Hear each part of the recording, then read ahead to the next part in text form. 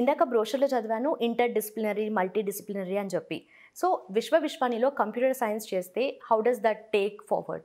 ఇక్కడ అర్థం చేసుకోవాల్సిందంటే ఇంటర్ డిసిప్లినరీ అంటే ఆ కోర్సులో భాగంగా suppose B Tech CSC, artificial intelligence, machine learning, data science, IoT ఇవన్నీ ఇంటర్ డిసిప్లినరీ.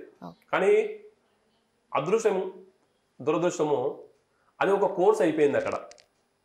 కానీ విశ్వవిష్వాని బిఎస్ కంప్యూటర్ సైన్స్ కోర్సులో ఏంటి అంటే ఇందులో టెక్నికల్ ప్లస్ మేనేజరియల్లో ఫైనాన్స్, హెచ్ఆర్, మార్కెటింగ్ అలా మల్టీ డిసిప్లినరీ అనేటువంటి సబ్జెక్ట్స్ మనం ఇంట్రొడ్యూస్ చేశాం కాబట్టి ఇది techno managerial multi disciplinary course అవుతుంది.